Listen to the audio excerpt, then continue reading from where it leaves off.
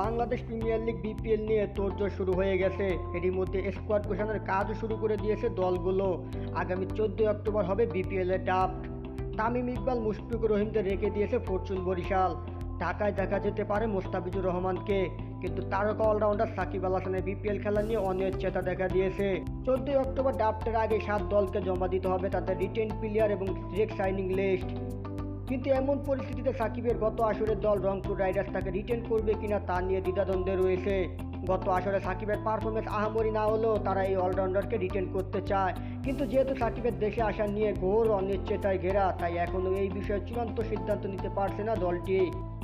রংপুরের team director Tamim শনিবার মিরপুরে গণমাধ্যমে বলেছেন, সাকিবের অ্যাভেলেবিলিটি নিয়ে ডাউট আছে, এটা আমাদের হাতে নেই। নির্ভর করছে দক্ষিণ আফ্রিকার বিপক্ষে তিনি খেলতে আসেন কিনা। এখানে আসলে হয়তো একটা বড় ছবি পাওয়া যাবে যে হয়তো পরে বিপিএলও খেলতে আসবে। ওনার অবস্থার উপর নির্ভর করবে রাখতে পারবো কি পারবো না। তবে দক্ষিণ আফ্রিকার বিপক্ষে টেস্ট সিরিজে সাকিবের খেলা এখনও অনিশ্চিত, কারণ দেশের রাজনৈতিক পথ পরিবর্তনের পর আওয়ামী লীগের সাবেক সংসদ সদস্য সাকিবের দেশে ফেরার ক্ষেত্রে নিজের নিরাপত্তা নিয়ে শঙ্কিত। এরই মধ্যে দক্ষিণ আফ্রিকা সিরিজ দিয়ে টেস্ট ক্রিকেটকে অবসরের ঘোষণা দিয়ে রেখেছেন তিনি। তবে যদি দক্ষিণ আফ্রিকার বিপক্ষে সিরিজে অংশ নিতে দেশে না আসেন সাকিব, সেক্ষেত্রে বিপিএলে খেলার সম্ভাবনা অনেকটাই উঠে যাবে।